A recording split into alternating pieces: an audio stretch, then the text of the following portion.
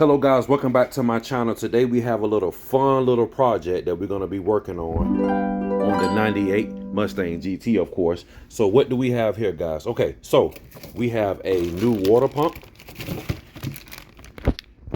Let's take a good look at that, shall we? So we have a brand new water pump. It has the gasket already on there, so we're going to be installing that.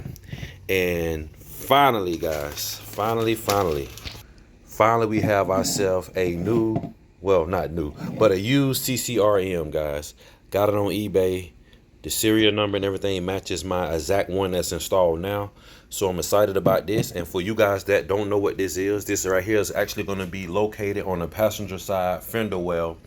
And this has relays in it, and those relays control the AC, the fans for the radiator, and it also controls the fuel pump.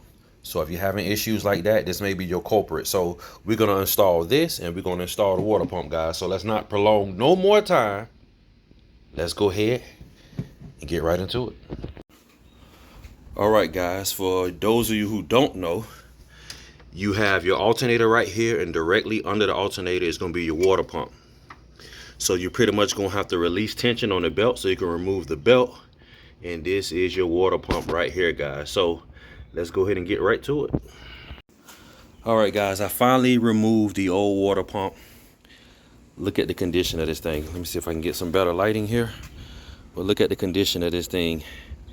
The gasket that's supposed to be right there around it, right up in this area, wasn't even there. Look at that, guys. This was the cause of my coolant leak right here. So we got the new one. We're gonna go ahead and get that one replaced. And I'm going to have to get some coolant. All right, guys, this is the old one. And again, here is the new one. As you can see, that black gasket is right there. All right, guys, let's go ahead and get this popped on. All right, guys, mission complete. So I got the CCRM installed. I actually didn't mount it yet because I wanted to make sure it was going to work. But I have the new CCRM in there. And guys, just to give you guys a little advice, this isn't something you have to do, but this is just something I do for extra precautions. Normally I use gasket maker, and I just add some around the outer part of the CCRM, just an extra precaution, just to make sure no moisture or water in it or anything get inside, because where this unit is mounted in the fender well, it probably can get wet. It probably can get some water splashed on there, and probably over time it get damaged in the inside, and I believe that's what happened. So gasket maker. Now also, I should have showed you guys while I was doing it, but on the water pump I added gasket maker as well.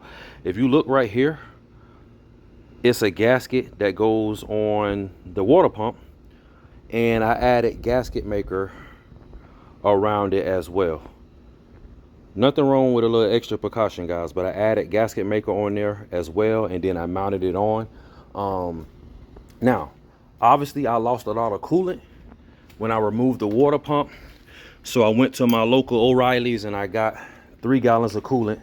And what I did, I removed the hose right here, and you want the coolant to go straight to the radiator. You don't want to just top off the reservoir. You want it to go straight to the radiator. So what I did, I removed this, I held it up, I kept adding coolant to it until the coolant started coming from the thermostat area right here. Once the coolant started coming out of there, I knew the radiator was full.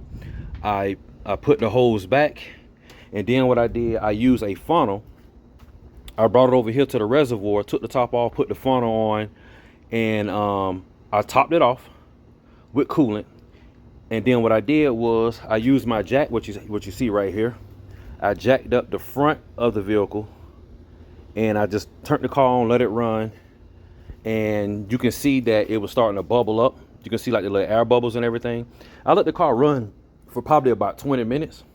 And once I noticed that, okay, it no longer was like bubbling up, no more air bubbles or anything, I turned the vehicle off, lowered it back down, put the cap back on.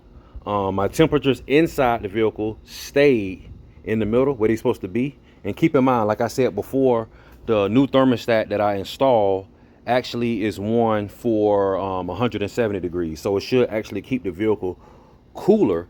Look like our dreaded issue is fixed. As you guys can see, the fan is running.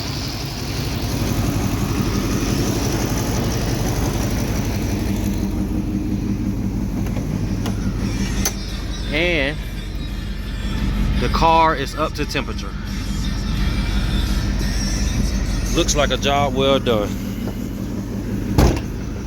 Please like, share, subscribe. And I'll see you guys in the next video.